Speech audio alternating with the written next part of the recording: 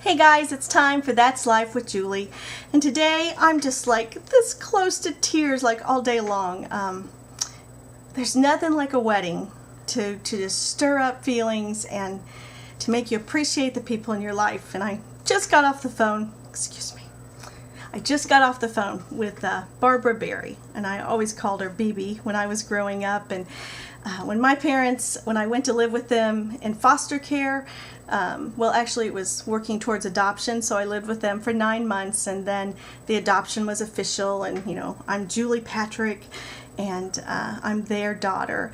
And BB was one of the women that worked with my mom at the Kansas City Power and Light, and it was Barbara Berry, Cynthia Meyer, and Betty Smith, and my mom. And these women, it's like I had 4 moms, and you know how it is, how it isn't until you look back a lot of times and you just see the richness and the blessing of what God has poured into your life and allowed. I'm sorry, see, I'm telling you, I'm like this.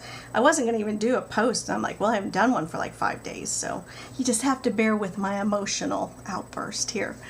But so they're talking to BB, and she's nearly 80 years old, and her voice sounds just like it did when I was a 5-year-old girl, and she would babysit me when my parents would go out sometimes, and she had a box of toys that were just the coolest thing. She had a slinky. I'd never seen a slinky before, and we would take it on the steps, and I would watch that. It was so cool. And then she had this other little plastic thing that was like a little pinball machine.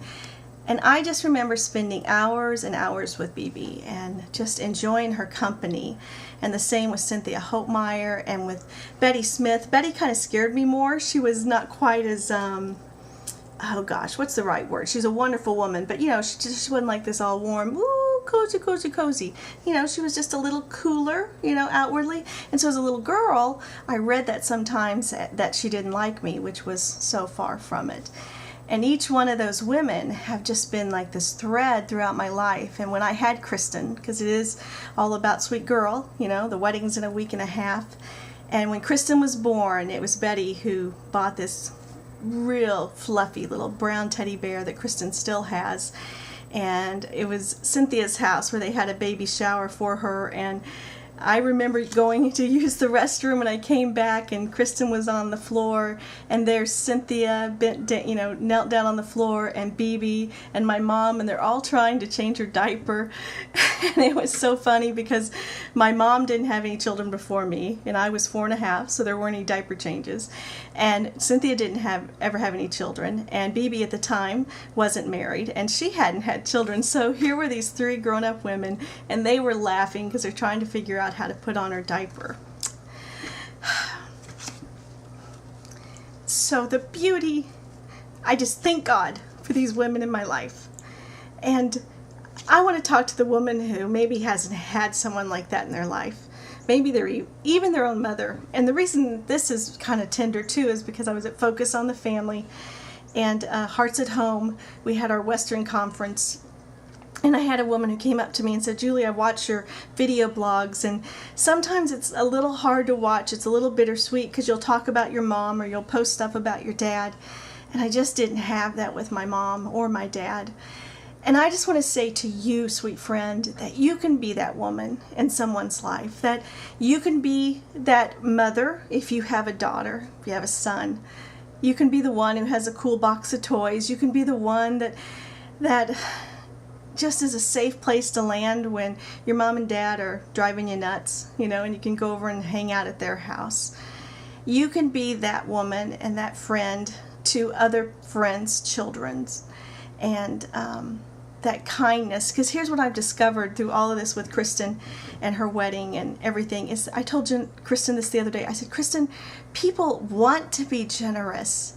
They want to bless. They want to do good. And we just need to give them the opportunity. And so many people, I post on Facebook about hydrangea, and we had several people that wrote and said, I've got hydrangea. Come over and cut as many as you want. Kristen even stopped at this lady's house along the highway because there were some flowers there that were just beautiful. And she approached the woman. The woman came out, actually, as she came up in the driveway, an older woman. And Kristen, introduced herself, and she just smiled. I could see her just beaming from sitting in the car. And she told Kristen, absolutely, send me a picture. I'd love to see what it looks like. And then told Kristen that you're certainly not the first person who stopped and asked if they could use some of those beautiful cuttings from the flowers. So today, it's just one of those, I feel a little emotionally wrung out just from a sweetness and a settledness in my soul and my spirit in my home. And I want you to know that that is available to you, that you can be that woman to someone, and if no one else has been that person to you, well, consider this like my cyber hug. Consider this my cyber way of telling you that I see you and that God sees you. He delights in you.